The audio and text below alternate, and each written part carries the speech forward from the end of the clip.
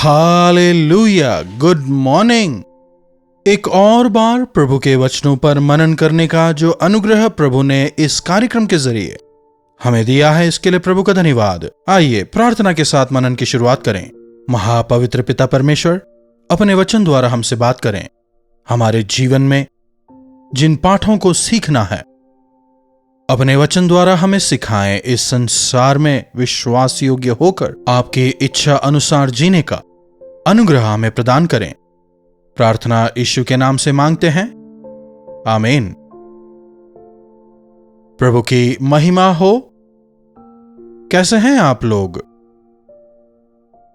क्या आप खुश हैं? क्या आप आनंदित हैं? क्या आप सुख समृद्धि में अपने जीवन को बिता रहे हैं? संसार में चारों तरफ हमें डराने वाली खबरें ही सुनाई देती हैं। युद्धों के विषय हम सुन रहे हैं, मृत्यु के विषय हम सुन रहे हैं, प्राकृतिक आपदाओं के विषय सुनते हैं। आज मनुष्य कितना अधिक पतित हो गया है, हर रोज हम ब्रेकिंग न्यूज में देख सकते हैं। हर जगह हमें यही तो सुनाई देता है ना। परमेश्वर ने मनुष्यों की सृष्टि की, उन्होंने ही हमारी रचना की, मानते हैं ना? अगर परमेश्वर पवित्र हैं, यहोवा परमेश्वर अगर परिपूर्ण हैं, अगर वे सर्वोत्तम क्रिएटर हैं, तो फिर उनकी रचना कैसे इस प्रकार हो सकती है? अगर एक कंपनी का प्रोडक्ट अच्छा नहीं तो हम कंपनी को बुरा भला कहते हैं ना। तो क्या उसी तरह परमेश्वर ने इंसानों की रचना भी अच्छी तरह से नहीं की? कई लोग यह सवाल करते हैं, अरे परमेश्वर ने ही मुझे ऐसा बनाया है तो मैं क्या करूं? एक व्यक्ति कहता है, परमेश्वर ने पैसा दिया इसलिए मैं शराब पीता हूं, नहीं तो मैं शराब कैसे पीता? प्रभु ने ही मेरी मृत्यु निर्धारित की है। परमेश्वर ने ही इन समस्याओं को, इन रुकावटों को मेरे सर पर लिखा है। अगर परमेश्वर हैं तो इन स्थितियों को मेरे लिए बदलने कहो ना। क्या मैं नहीं चाहता कि मेरी स्थितियां बदलें? मैं कोशिश कर रहा हूं पर नहीं होता। अगर परमेश्वर चाहते तो वे बदल सकते थे ना, कई लोग कहते हैं। जरा सोच के देखिए, यदि हम परमेश्वर का अपमान करें, उनकी निंदा करें, उन्हें भला बुरा कहें, उन्हें नीचा दिखाएं, जो हमारी परिस्थिति को ठीक कर सकते हैं, यदि हम उन्हीं की निंदा करने लगें, भलाई करने वाले प्रभु की ही अगर हम अनदेखी करें, हमारा क्या होगा सोचिए। कई बार इंसान यह नहीं सोचते। छोटे बच्चों के लिए मां बाप कई सारे कामों को करते हैं। हमारे मां बाप ने भी तो बचपन में हमारे लिए बहुत कुछ किया ना। नहलाया, धुलाया, खिलाया, पिलाया। हमने कितनी बदमाशी की होगी। बचपन में हमें यह नहीं पता था। फिर कुछ मेंटली रिटार्डेड बच्चे होते हैं ना, उनका जो दिमाग है वो विकास नहीं करता, उन्हें कुछ समझ नहीं आता।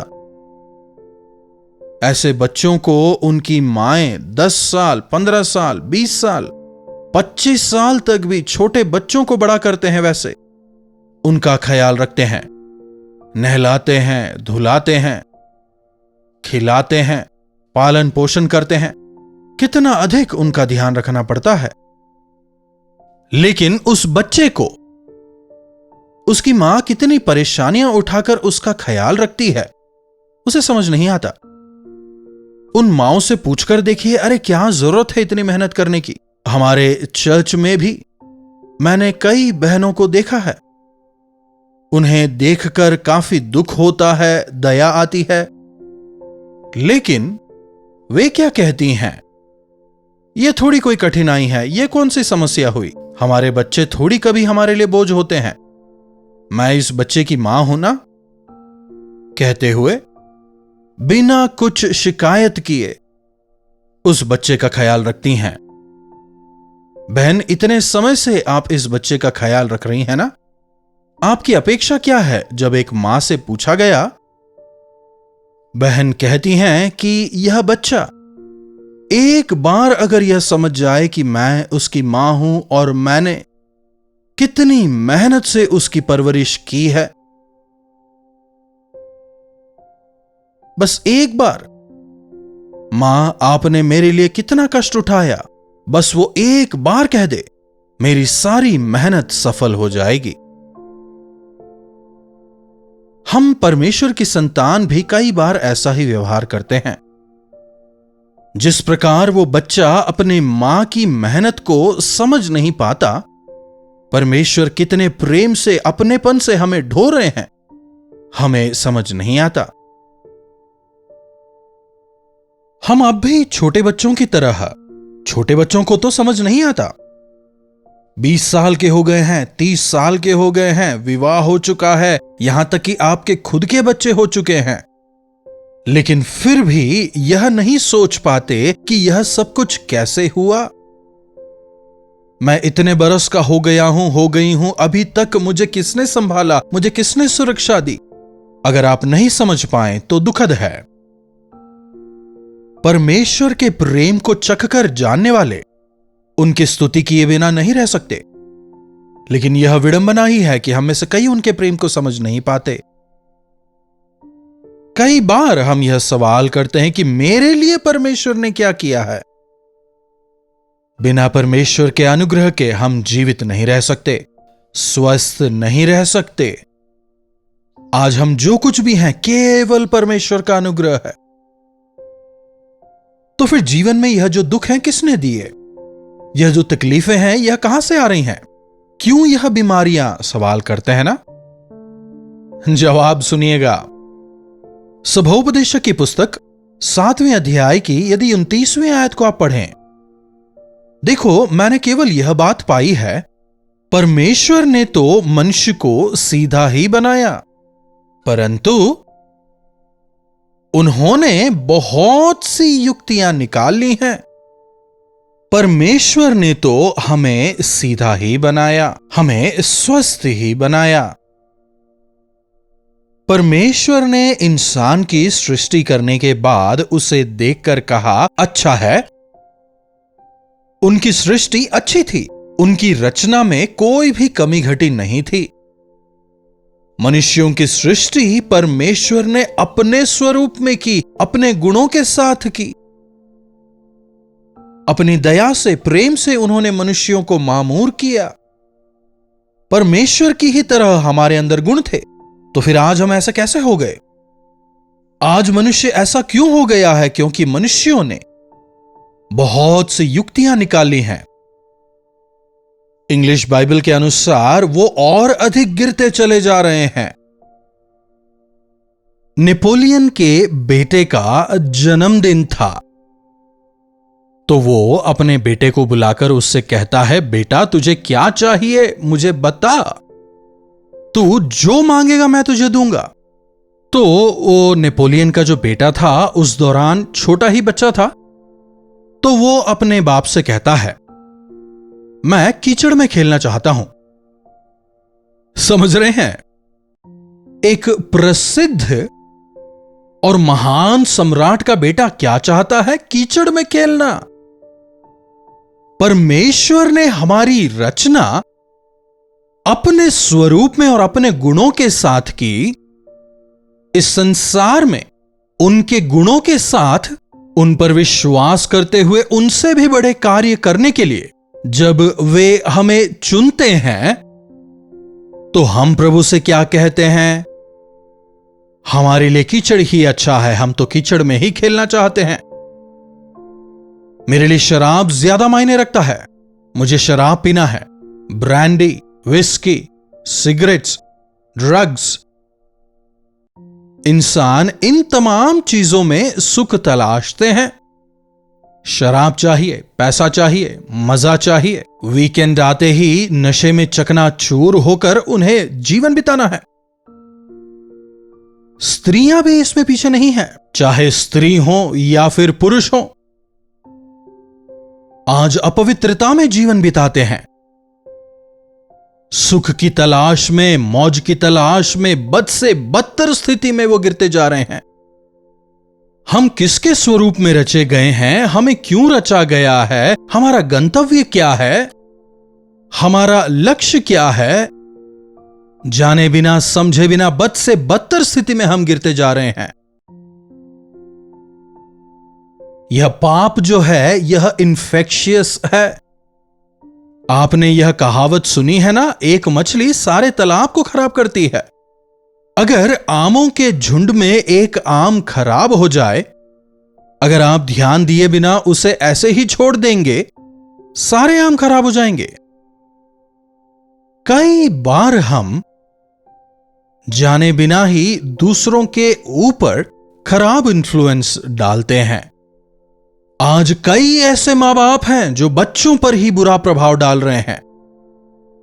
याद रखें, जिस प्रकार से आप उनकी परवरिश करेंगे, जो उन्हें सिखाएंगे, केवल सिखाना नहीं लेकिन वो आपके जीवन से जो देखेंगे, बच्चे वही सीखेंगे, उन्हीं का अनुकरण करेंगे। आपका जीवन कैसा है? परमेश्वर ने हमारी रचना अपने स्वरूप में की। मेरे पीछे आओ, मुझे तलाशो, मुझसे मांगो, मुझसे प्रार्थना करो, मेरी आज्ञाओं को सुनो, उसके अनुसार जीवन बिताओ, मेरी चितौनियों को सुनकर गलत मार्गों से फिरो। पाप बुराई तुम में बढ़ती जा रही है, तुम सड़ चुके हो। मेरे पास आओ, अपने हाथ फैलाकर तुम्हें अपनाने को तैयार हूं। हे बोझ से दबे हुए लोगों, तुम मेरे पास आओ, मैं तुम्हें शांति दूंगा, मैं तुम्हें तसल्ली दूंगा, मैं तुम्हें चंगाई दूंगा, मैं तुम्हें समृद्धि दूंगा। तुमने जो कुछ खोया मैं तुम्हें उसे दोबारा दूंगा, कहते हुए प्रभु हमें पुकार रहे हैं।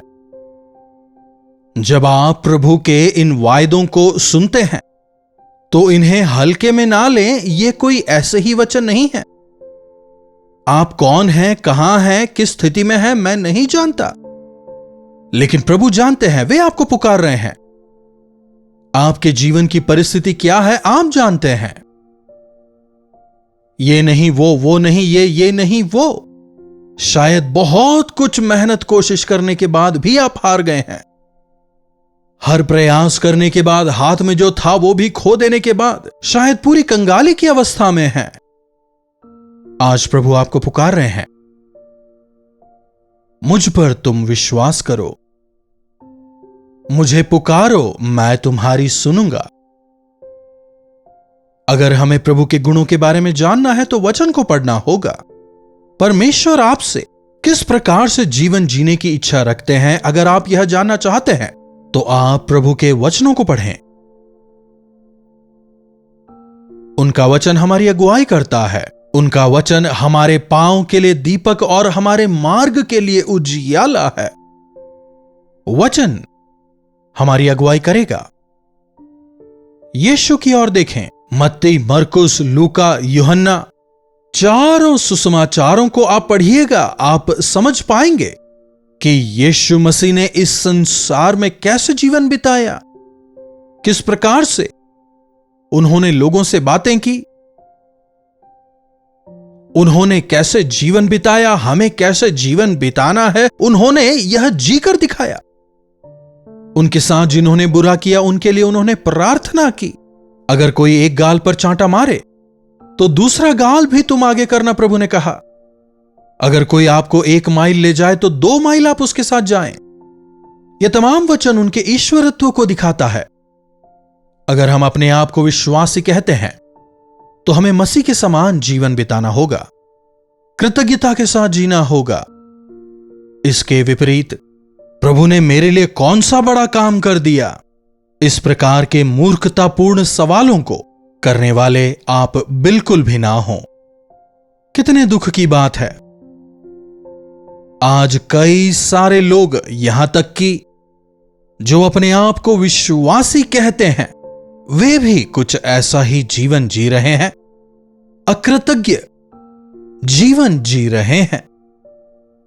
प्रभु आज चाहते हैं कि वे आपके आंखों को खोलें और आप अपने जीवन में प्रभु की भलाइयों को देखने पाएं। प्रार्थना। महापवित्र पिता परमेश्वर, प्रभु, एक बार फिर से आपके वचनों के लिए तहे दिल से हम आपके शुक्रगुजार हैं। प्रभु, आपने इंसानों को अपने स्वरूप में और एकदम सीधा बनाया, उन्हें आपने अच्छा बनाया। लेकिन हां प्रभु, उन्होंने खुद अपने आप के लिए कई सारी युक्तियां निकाल ली और बुराई में पड़ गए। हमारी मदद करें कि हम अकृतज्ञ होकर जीवन बिताने वाले ना हो, बल्कि